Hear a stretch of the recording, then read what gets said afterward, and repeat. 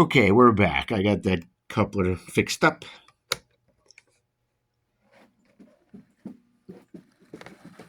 The motor in this one isn't really perfect, though. And I do have another F7A chassis and motor that seem to run really well, and I might just swap that motor into this baby. Although, that's not bad. 30% throttle, and she's creeping right along nicely.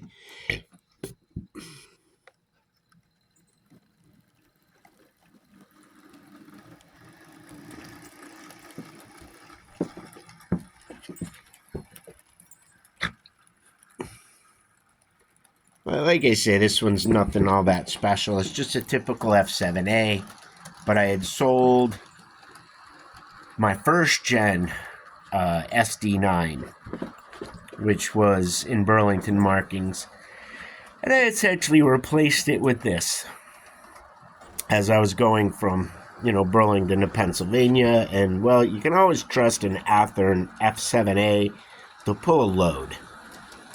Thanks to the super weight and the sintered wheels in the 1984 and later ones, I guess. It's just a good locomotive. It's why they're so darn common. They're just solid, and they're nice looking. They need detail painting. And, there's plenty of detail kits out there if you want to go nuts on them. You can do that, too. I'm personally not that concerned about any shape issues with the nose or anything like that. I've had several of these. I think this is my third or fourth one at this point. And I've sold some of them and I keep some of them. But the F7As, you just really can't go wrong if you're just looking for pulling power, reliable pulling power for your layout without a lot of money invested. There's just hundreds of these things on eBay at any given time. And if you know anything about maintaining a locomotive, you can buy a dead one and bring it back to life. I just highly recommend that you pay attention.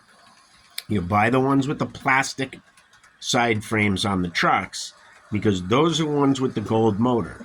So when you're shopping for these, look for the plastic side frame, the metal strips under that you can see from the photos of the underside that run along the sides of the trucks.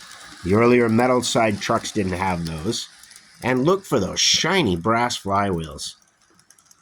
You see those trucks, you see those flywheels, you got a good one. That's what you want to grab.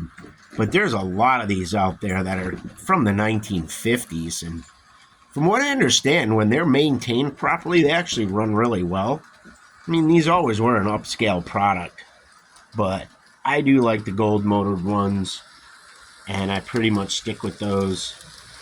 And now that I've done the detail painting, this poop brown thing actually looks pretty good.